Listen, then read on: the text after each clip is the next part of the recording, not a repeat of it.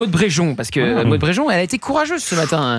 Elle a parlé des salariés, elle a défendu Cyril Hanouna et elle a rappelé qu'elle était venue sur son plateau à plusieurs reprises, comme toute la classe politique de Mélenchon à Bardella. Elle a dénoncé une forme d'amnésie d'une partie de la classe politique. Et c'est le troisième sonore que je vous propose d'écouter de Maud Bréjon, où elle parle du silence justement de la classe médiatico-politique.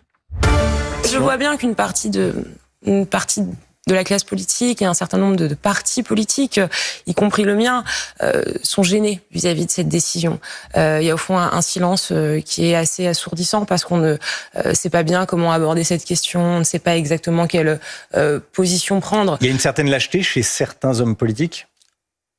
En tout cas, il y a un silence qui ne devrait pas avoir lieu. Voilà, je pense qu'on gagnerait à s'exprimer, à prendre position, dans un sens ou dans un autre, d'ailleurs. Mais c'est un fait majeur. Fermer une chaîne de télévision qui est suivie, encore une fois, par des millions de Français, c'est un fait sociétal majeur, incompris par une partie de la population. Et je crois que le vrai problème, c'est pas pour Cyril Hanouna, le vrai problème, c'est que ça laisse des traces démocratiques et que ça laisse des fractures entre une partie de la population et ceux qui sont perçus comme les dirigeants et les décideurs.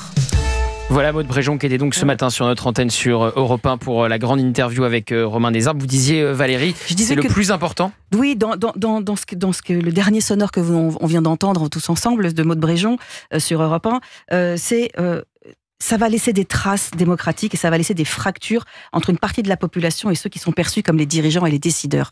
Et ça, cette fracture-là, on va payer la note à un moment ou à un autre, ça j'en suis certaine. Alors, oui Jules. Vous saviez ce que disait Chirac du monde politique, il dit aujourd'hui on greffe de tout, des reins, des bras, un cœur, sauf des couilles par manque de donneurs. Oui. Et on voit bien depuis quelques jours, on se rend compte qu'il y a... On a un donneur ici. On a le plus grand donneur de France, on a Big Glaoui. Non, je m'en sépare jamais. Ah oui.